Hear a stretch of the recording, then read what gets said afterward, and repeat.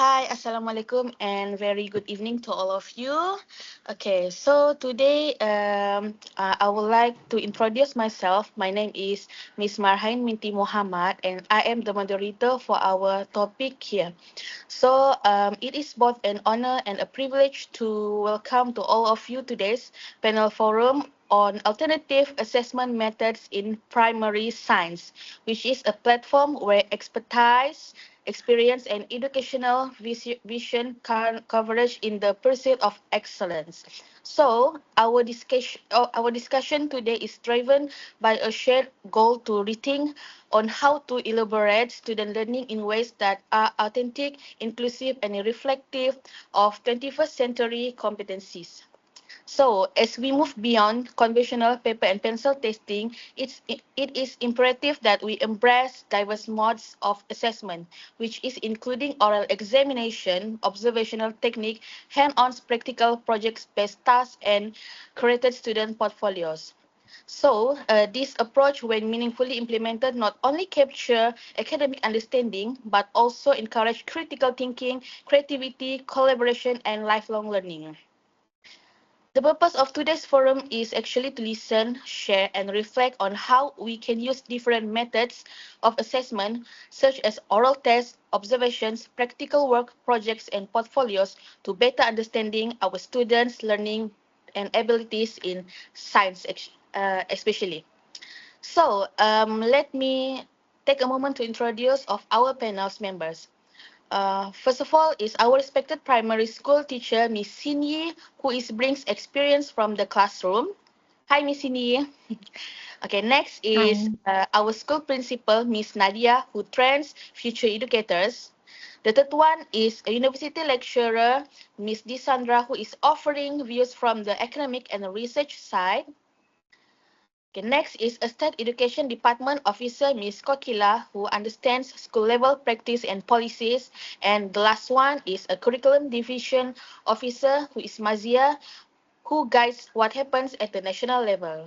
Thank you to our panelists for joining us and being willing to share your thoughts today. So, without wasting more time, let's move to our first panels. Thank you, Miss Moderator Mahen. And Okay. hi, everyone. I'm Teacher Sing Yi. I'm going to share the information about oral tests, and I will start with the advantages of oral tests.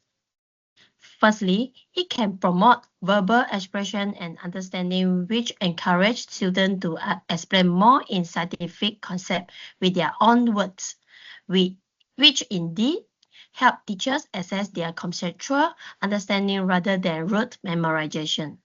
Secondly, oral tests can get immediate feedback and clarification from students, allow teacher to ask follow-up questions or refresh prompt in real time. Besides that, regular oral tests encourage confidence and communication skills of students in public speaking and scientific communication, which are important in 21st century skills. Other than that, oral tests can be adapted for students with reading or writing difficulties, offering a more inclusive assessment method for young learners. It also enhances active engagement, reducing passivity that can occur in written tests. There are some challenges can be found in oral tests, especially for primary school students. Firstly, it is time-consuming in terms of conducting individual oral tests in larger classes. Secondly, for this subjectivity in assessment, if without clear rubrics, oral assessment may lead to inconsistent grading due to teachers' bias or variation in student communication style. Thirdly, some performance anxiety may find, and some students may experience nervousness or shyness, which can affect their ability to express ideas even if they understand the content. Next, unlike written tests, oral tests often lack of permanent record for review, making it harder to verify on students' responses afterwards. Lastly, some students still developing language skills may have the language barrier to express their scientific understanding orally, even if they comprehend the material. Moving to the next slide. Next, let's talk about how oral assessment be structured to effectively coach students. Firstly, teachers have to define clear learning objectives, which such as understanding of key scientific concepts, the ability to describe observation and draw conclusions, application of reasoning to everyday scientific problems. Secondly, teachers should use guided and tiered questioning. For example, level 1 is recall and describe what are the parts of a plant. Then come to level 2, explain and interpret. Why do plants need sunlight to grow? Level 3 will be apply and justify. If you keep a plant in a dark room, what do you think will happen and why? This approach helps assess deeper comprehension and critical thinking, not just memorization. Thirdly, incorporate visual prompts and hands-on objects such as pictures, diagrams, or physical models during oral tests help scaffold students' responses and reduces anxiety. Fourthly, allow think time and scaffolding. Teacher offer think, pay, share moments before individual responses or prompts for elaboration like, can you tell me more? Next, use rubrics to ensure objectivity. Teacher create a simple, age-appropriate rubrics to assess to ensure consistent and fair evaluation. The oral test should be conducted in a low-stress and supportive environment, as it is like conversation, not a formal test to reduce anxiety. Lastly, it should be recorded down during assessment to review responses or track progress later. Moving to the next slide, please.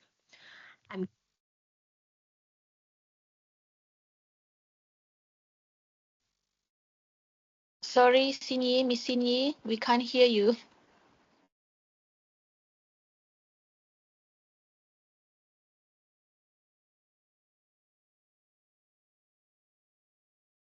Hello, Miss Sinyi, excuse me. We can't hear you.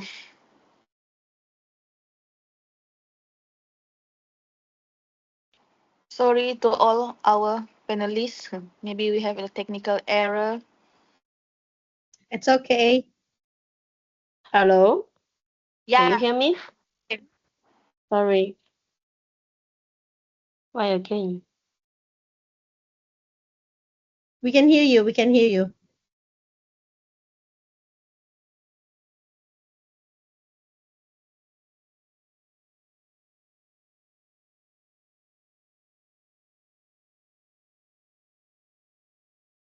Sinyi. Hello.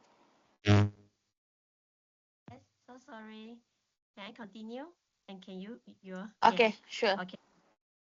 I'm going to share about the context where tests are most appropriate and how they enhance the learning and assessment process. Firstly, assessing conceptual understanding. Oral tests are ideal when teachers want to determine if students truly understand scientific concept rather than just memorize facts. Secondly, for young or developing writers, students who are still learning to write fully, oral tests allow them to demonstrate knowledge without being limited by literacy skills. Next, formative informal assessment moment.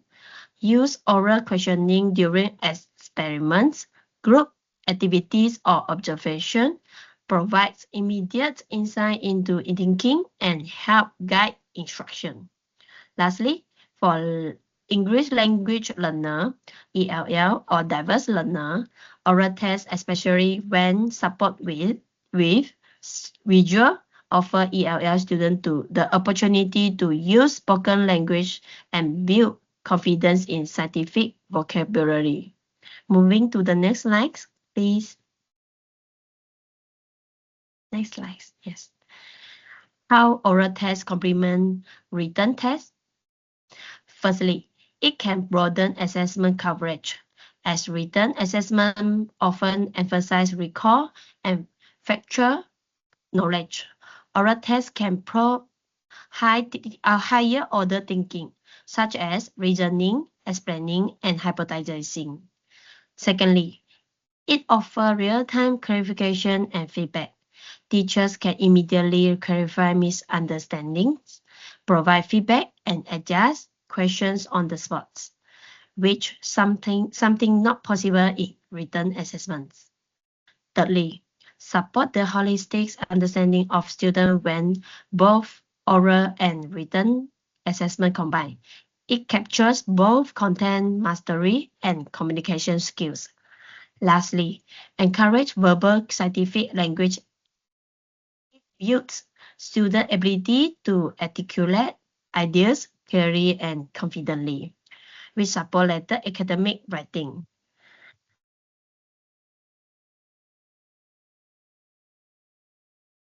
We can't hear you. Hello. That's for my sharing. Hello. Oh, that's all for my sharing. Can you hear me? Okay, now we can hear. Okay. So, Miss Yi, I have a question for you. How do you currently use oral assessment to check your students' understanding in science subject? Mind sharing, please? Oh, as a primary school teacher, I will just do like a normal conversation to check students' understanding through questioning during lesson, class discussion, and one-on-one conversations. I will encourage students to explain concept in their own words, describe process, and share observation from experiment. This helps me to identify misconceptions, assess their grasp of key ideas, and provide immediate feedback to support their learning. Besides that, I will prompt students to talk more by begin with the conversation with a picture or diagram to capture student attention. And of course, with the question start with, what do you think in this picture? And then more questions to direct them to link with scientific terms. This can help to reduce student anxiety. All the conversation also will be recorded down. That is how I check my students' understanding in science during oral assessments. Thank you. Okay, thank you so much, Miss Yi. Okay, thank you so much. All right. Okay, so now we move on to our next panelist, who is Miss Nadia, our school principal. Hello, everybody. Thank you for Hi. having me. Okay, next slide, please. Okay, hold on. All right.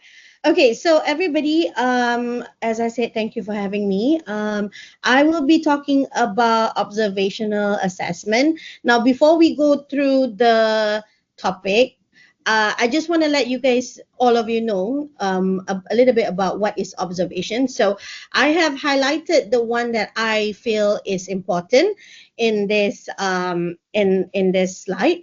So basically, in a simple term for everybody to understand is that when it comes to observation, it's about how a teacher actually pay attention in class to make sure that their student is actually able to understand what is happening in class, as in the teaching, and how they navigate themselves in class. Okay, and from there a teacher can use that observation, and they kind of get the data to make sure that if there's any improvement that is needed in the class or in the subject way of teaching, they can use whatever that they have seen. So they also have to keep the data recorded. Okay, so let's move on to the next slide, which is, all right, the observational assessment. I have three questions that I'm going to address here. So first one is why observation matters. As I said, as a teacher in class, when we teach, we also need to observe. Basically, once we finish teaching or giving out the task to our student, this is where the observation will start. Similar to Miss Cindy about oral, I feel that observational is also connected together closely with oral, because with observation you can see the student's behavior in class. You can basically tell if the student is able to understand what is being taught, or are they able to use certain tools that has been given to them for them to do their project. As for this topic is about science, right? So that's about it. Now, I have put spontaneous and also planned observations. So these two can be done. Spontaneous means just like oral. Miss Cindy's explanation just now, she will go around and check, make a small conversation, ask the student whether do they understand. Same to observation. So you can just observe from far, or when you walk around, you look at how the student actually interact with each other. And if it's a plan, you can inform the student like, okay, today we're going to do a project based work, so I will be giving marks to you as a group in terms of maybe teamwork. It depends on what you are actually looking for. So if it's a plan, you can inform your student earlier so that they are prepared. Okay, so observation in different settings. So we are talking about science.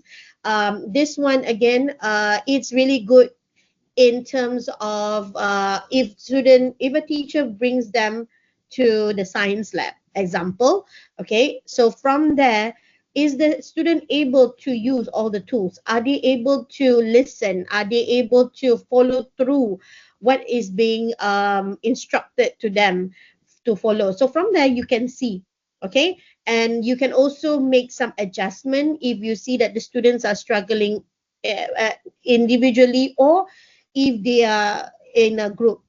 Okay, now number three, strategy that can be employed, objectivity and reliability. So basically this one, if you want to do an observational assessment, it has to be something that is clear. You need to, as a teacher, you need to have a specific criteria or very clear criteria, especially when it comes to a planned observation assessment. So example, like I said just now, if we are doing a group work, example, you have to tell your student, okay, I'm looking for a certain thing which is in a group work, maybe teamwork, how you guys communicate, how you handle the tools in the science lab. So it has to be clear so that students are able to follow through, and also as a teacher, you will know what you are actually looking for. Okay, all right. Next one. Next slide. Next slide. Is this the one? Oh, sorry. Okay. All right. Importance of observation checklist. Okay.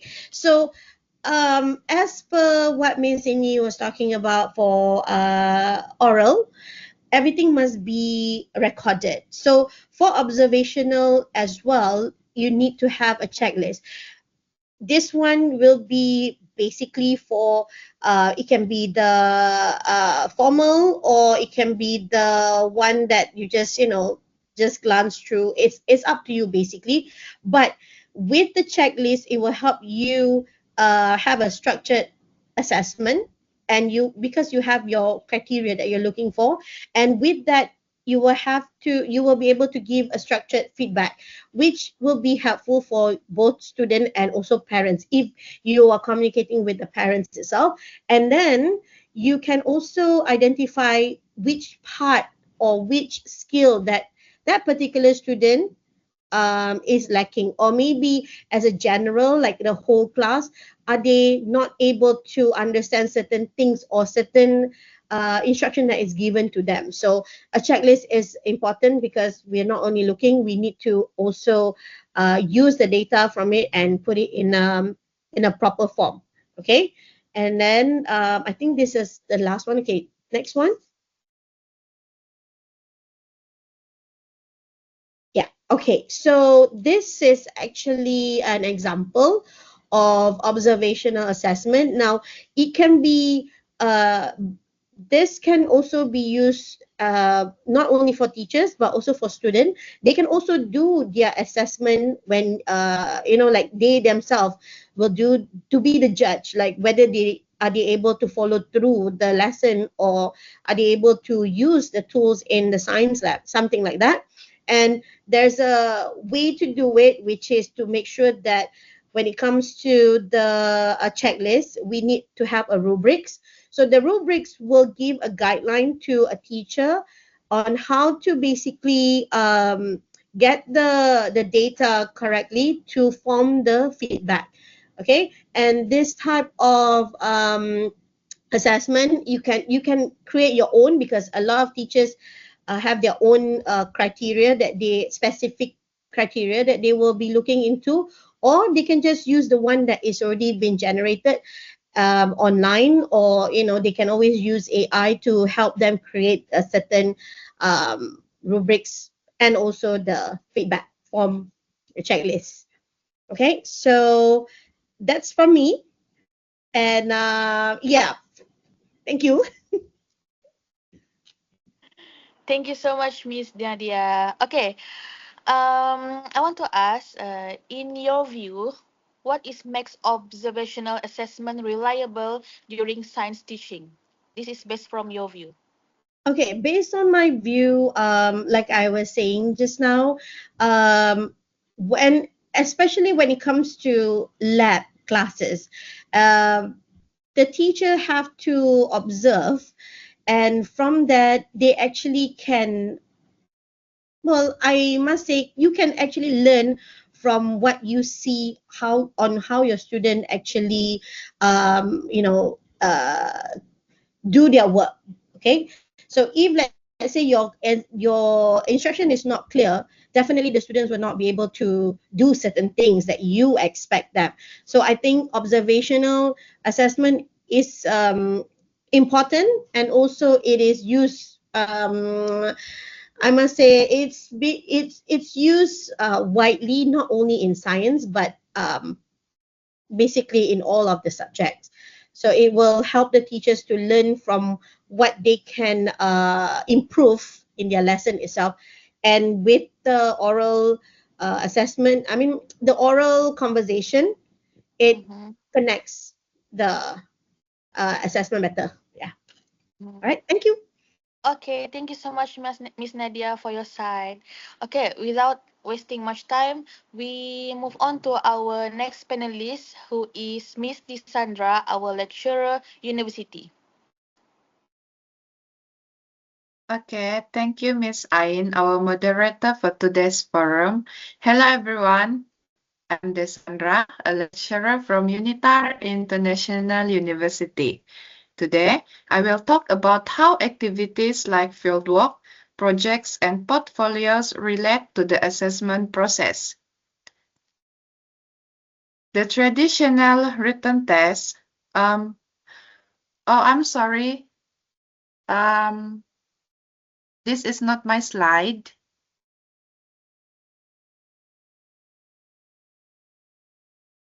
My slide is about the, yes, this one. Okay. Okay, thank you, Miss Moderator. Okay, the traditional written test, though long established as a measure of student understanding, often falls short in capturing the depth, diversity, and applicability of student learning, particularly in practical subjects like science.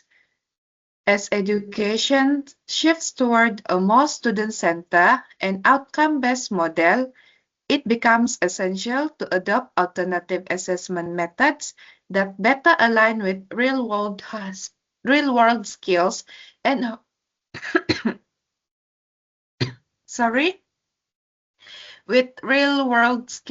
holistic learning outcomes.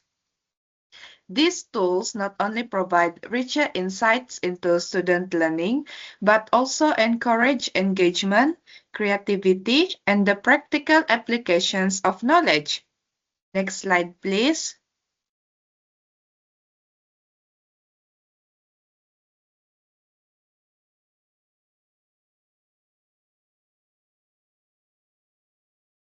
Next slide, please.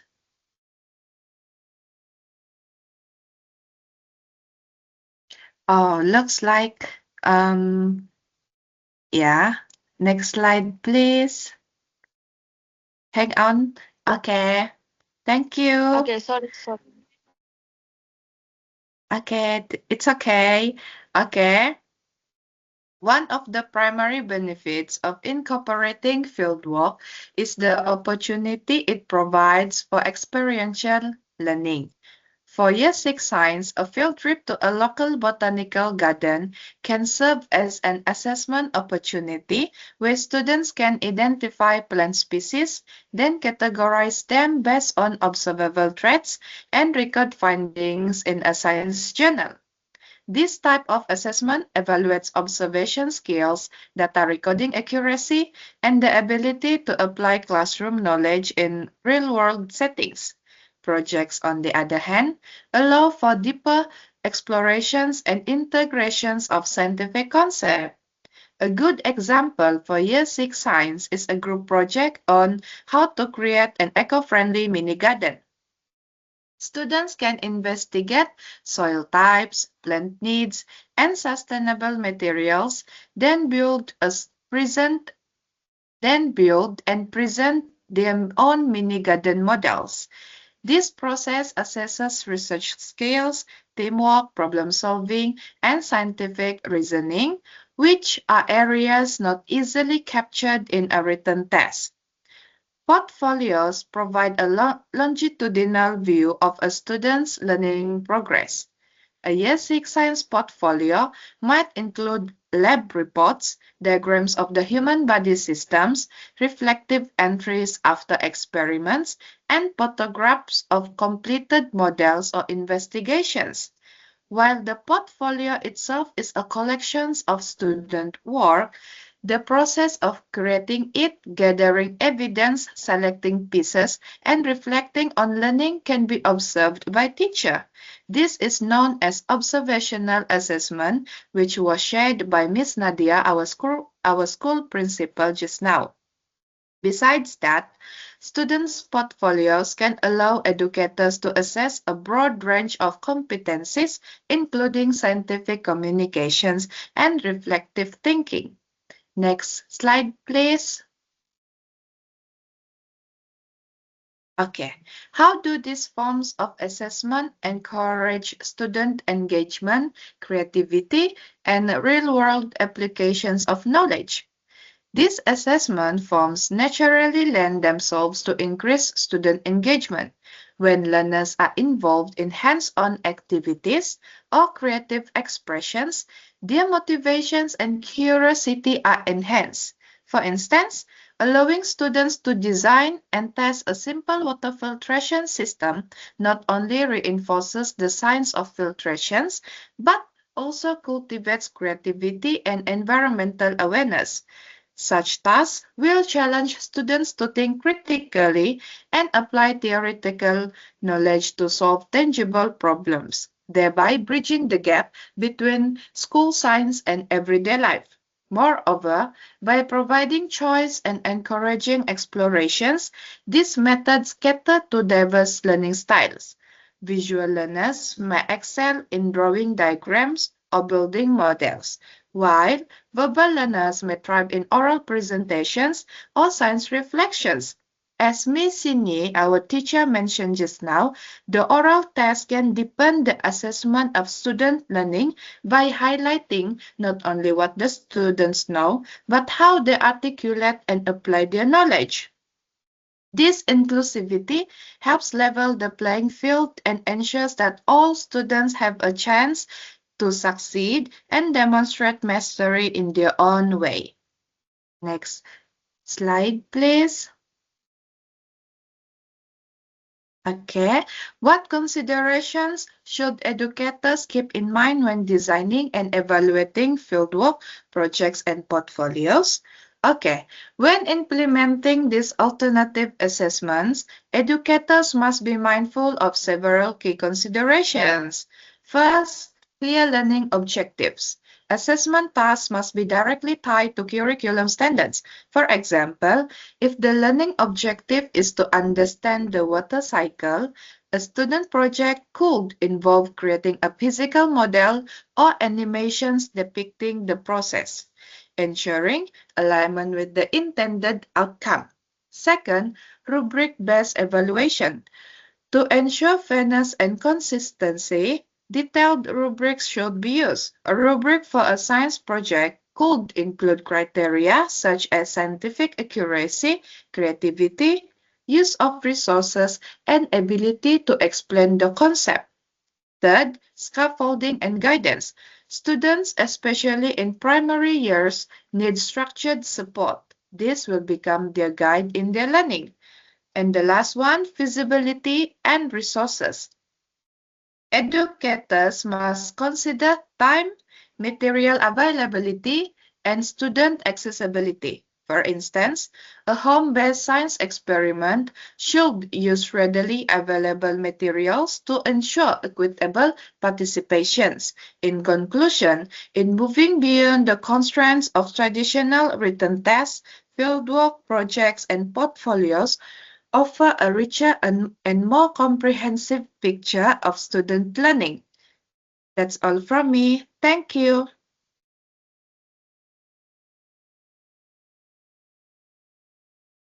Okay, thank you so much, Miss Desandra. Thank you for your clear explanation. Okay, now I want to ask, can you see my slide? Can you see this slide? No? Okay, No. wait a moment.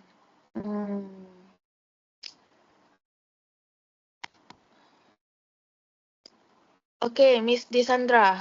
Okay, you as a lecturer of the university, what research best practice can be adopted to implement diverse assessment in the science curriculum?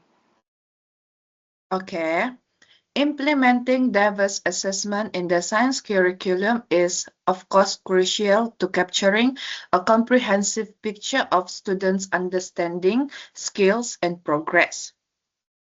Some of the research best practices that can be adopted to effectively implement diverse assessment in science educations are by using formative assessment strategies. According to Black and William, 1998, they highlighted formative assessment as one of the most effective strategies for improving student learning. For example, a teacher can use quick quizzes to assess the students' ongoing understanding regarding the topic they learned that day.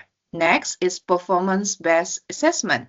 Darling Hammond et al. 2013 believe that performance tasks that involve inquiry and problem solving promote deeper learning. For instance, the teacher can use rubrics to assess inquiry skills and scientific reasoning for each student. Hence, to effectively diversify assessment in science education, teachers must move beyond traditional tests and incorporate authentic, student-centered, and research-informed strategies. These approaches not only assess knowledge, but also cultivate inquiry, creativity, collaborations, and lifelong learning skills, which are essentials for the 21st century. That's it. That's all. Thank you. Okay, Miss Desandra, thank you so much. Thank you for your share and thoughts. Okay, next, We present for our State Education Department Officer, Miss Kokila. Hi, Miss Kokila. Hi, hello. Hello, Uh, hi. Slide number 18, please.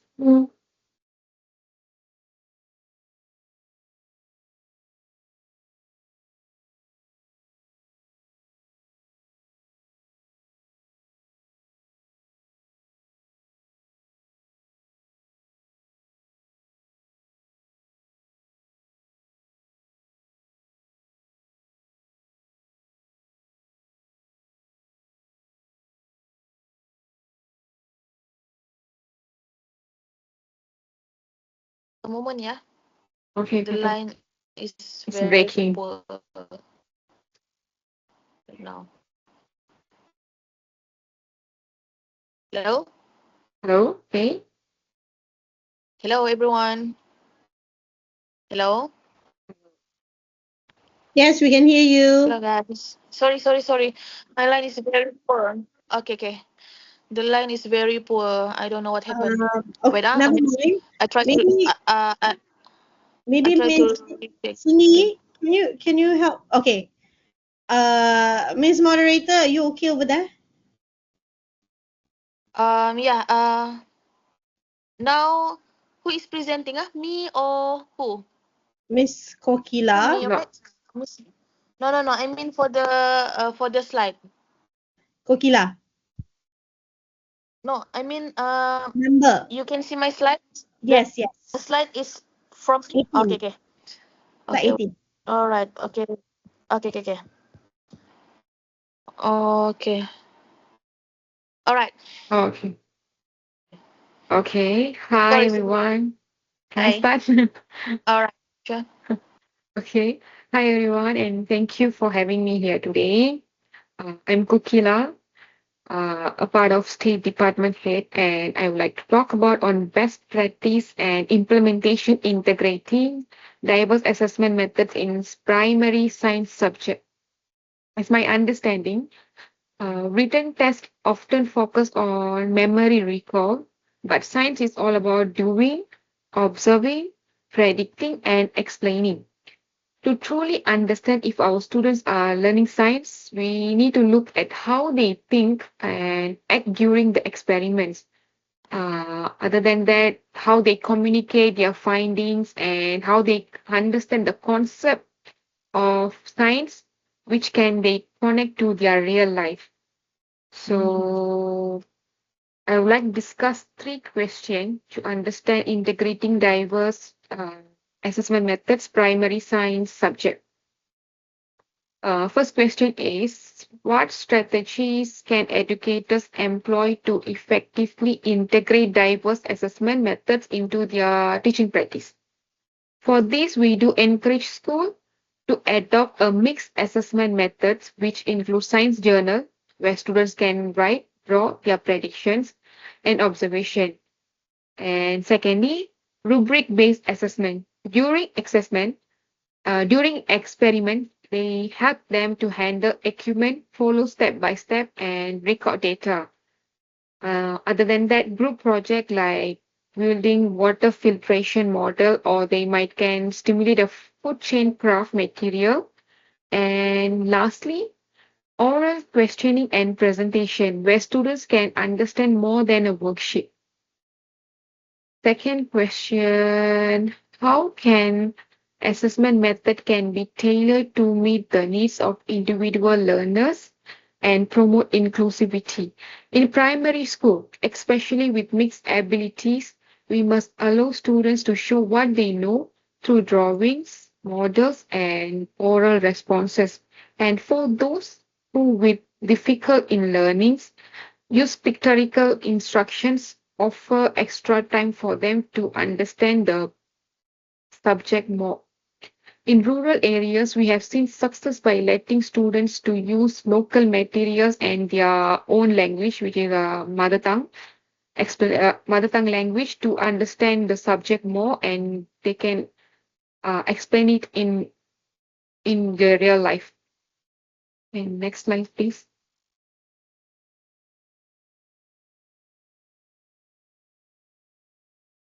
Okay. Last question. What are some examples of successful implementation of alternative assessment methods in various education settings? Okay, let me share some example. In Selangor, students created ecosystem model where teacher used group observation sheets and gave feedback during presentation. In Johor, normally we have here some news regarding Young Scientist Fair, which practical investigation judged by rubric. And in Kedah, students group plants over a month and used journals to document changes. This was their assessment. And in rural Sarawak, teacher used oral tests with pictures card to access scientific vocabulary, making them learning accessible to all. Thank you.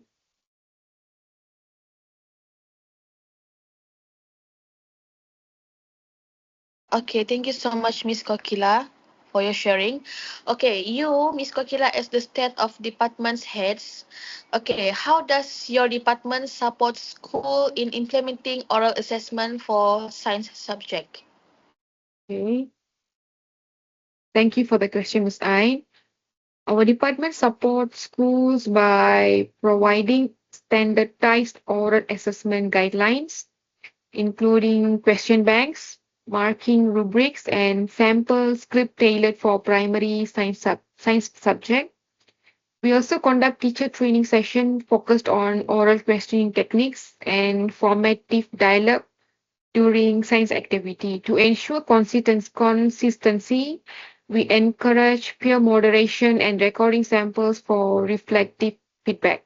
Additionally, we promote the use of visual aids, science prompts to guide oral responses, and especially useful for younger learners, for those with language difficulties. Our goal is only one thing, is to make oral assessment is a routine and stress-free part of science teaching that capture real student understanding. Thank you. All right, thank you so much, Miss Kokila. Okay, now we move to our last panelist, who is Miss Maziah, our Curriculum Division Officer. Yes, please, Miss Maziah. Okay, thank you to our moderator, Ms. Marhain. So, good day, everyone. I am MAZIAH, a Curriculum Division Officer specializing in primary science education. So, in this discussion today, I will share about the three my share points here that I would answer. So, firstly, how do practical assessments contribute to a holistic understanding of student competency? Next slide, please.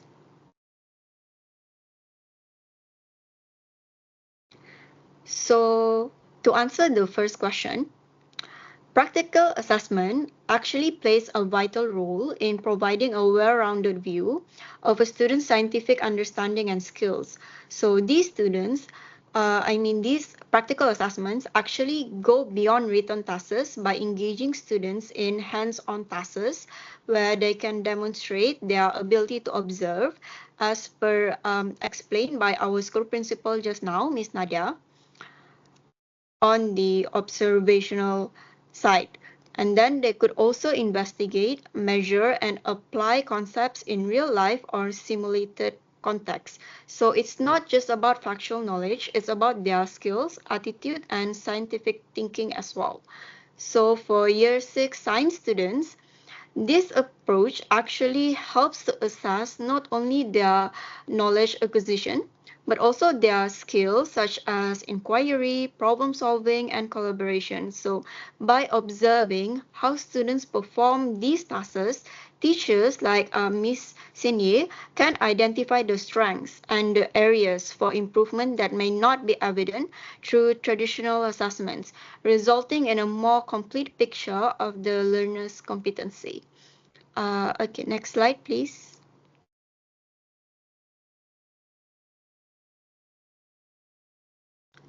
The second question, which I will share, is what are the types of tasks or activities lend themselves well to practical assessment, and how do they align with the learning objectives?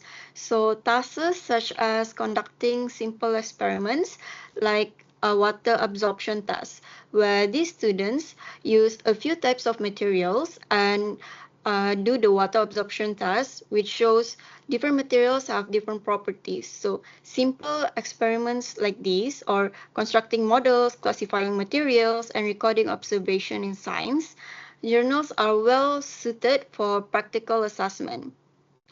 These activities are directly aligned with the Year 6 Science Learning Objective, which emphasizes scientific inquiry, the understanding of physical and biological processes, and application of scientific methods, as per explained by Ms. DESANDRA and Ms. Kokila just now.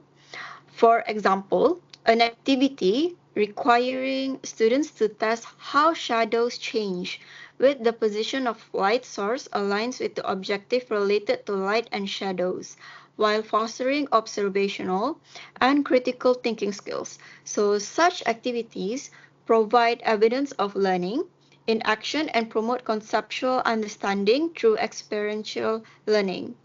Okay, can we go to the next slide?